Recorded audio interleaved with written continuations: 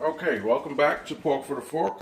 We are going to be injecting our brisket this morning. We're going to season it. The injection is some nice hearty beef broth that we made. We did some beef ribs. The broth was excellent. Red wine, carrot, celery, onion, some other goodness in there, but it's really, really good stuff. Smells delicious. Almost gonna have a cup of that as coffee in the morning. One thing I wanted to point out from yesterday is that this piece of meat right here, a lot of people will tell you to cut this off because it is going to burn. I've left it on, I've cut it off. I don't remember really it ever burning, but this is a great piece of meat. You could cut this off, make it make sausage, put it in the sausage mixture or whatever, but this is looking too good for me to take off at this point. So we're going to leave it on. You see our brisket is very cold, nice, ready for injection.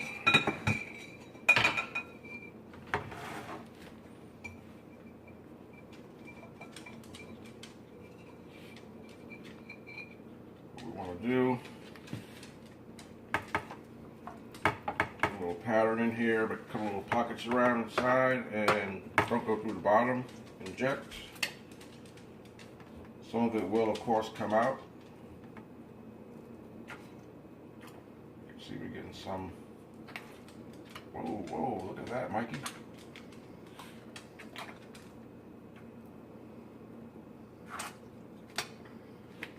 That happens, folks, don't worry about that.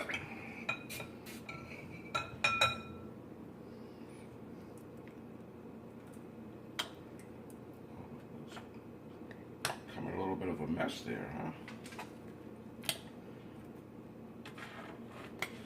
And you can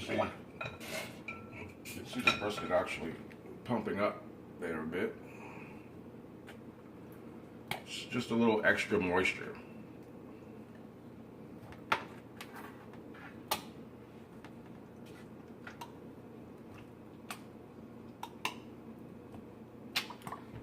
There we go.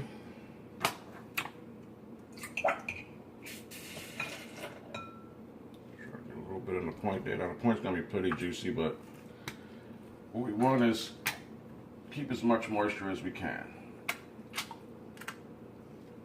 See, that became a little bit of a mess there, didn't it?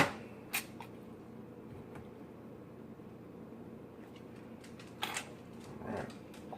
Looks like that's about as much as it's gonna take.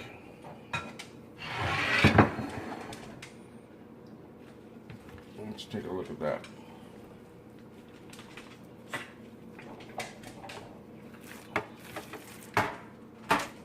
That over. What I'll do is get some of my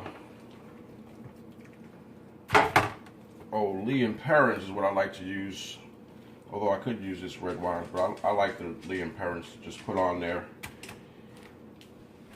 just as a binder for our seasoning. Grab the old Lee and Perrins, Worcestershire.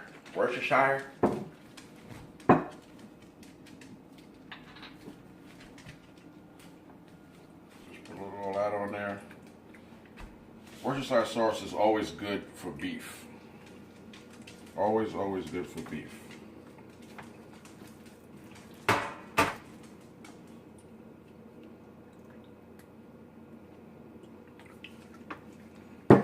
Just like that.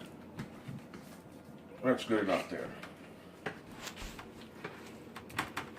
All right, what we're going to do is dab this off a little bit here.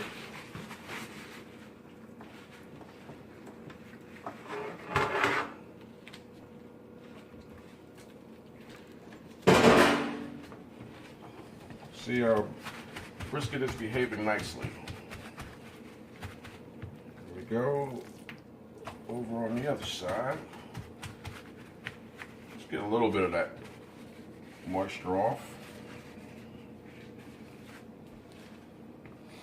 There we go. So you can see how nice our meat turned out after we trimmed it last night. It's looking pretty good. What I always start out with is kosher salt. The reason I don't put kosher salt in my seasoning itself is because I like to see how much salt I'm putting on it. I don't put a whole lot, I just coat it. Kosher salt helps you with helps to draw out some moisture. Keep it nice and tender.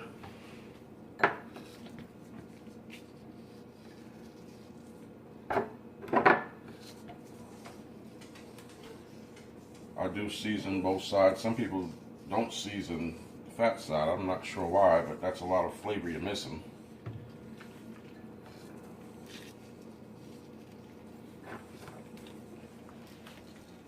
There we are, and let's get that into there.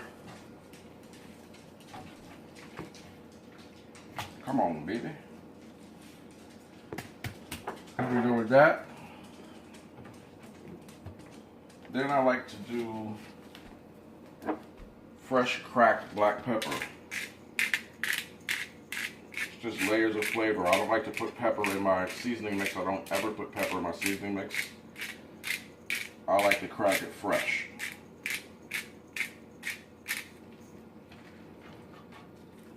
I do have my glove off because I need it off at this second to do the black pepper.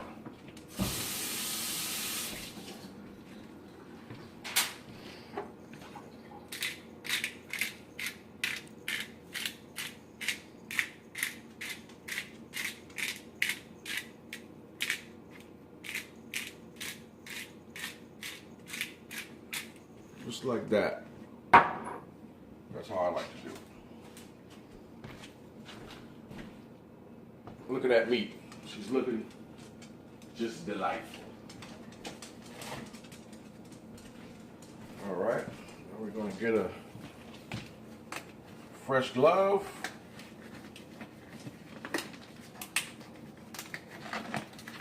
Make sure you get these gloves that are not powdered.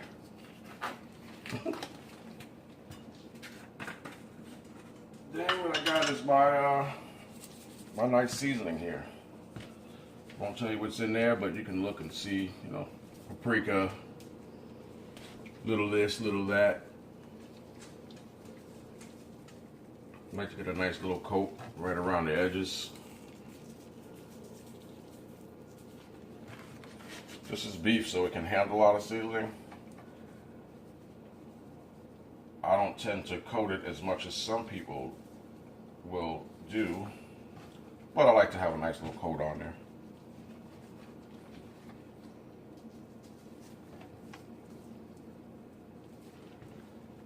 Go there. Typically you want to let this sit for a few minutes. Let it coat up. I don't rub it in, despite the fact that it's a rub. Just pat it on there. You'll notice it'll start to get tacky.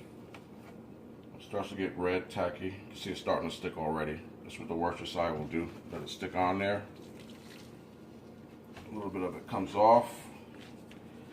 And we're going to come on this side here. The meat side.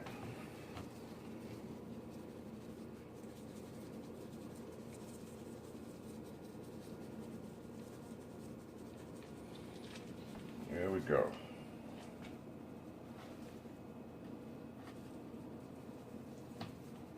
So that's pretty good right there. You can use as much or as little seasoning as you want. It's up to you. Totally up to you. Totally up to you. It's kind of what I like right there.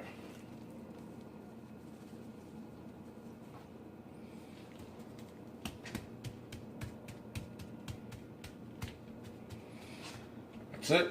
We're going to let that sit probably about 30 minutes while our chimney heats up. I got to bring the temperature up to 250 where I want to cook this at, and we're going to throw it on the smoker. We'll check in a few times during the day and see how we're doing, but that's it. That's all I do.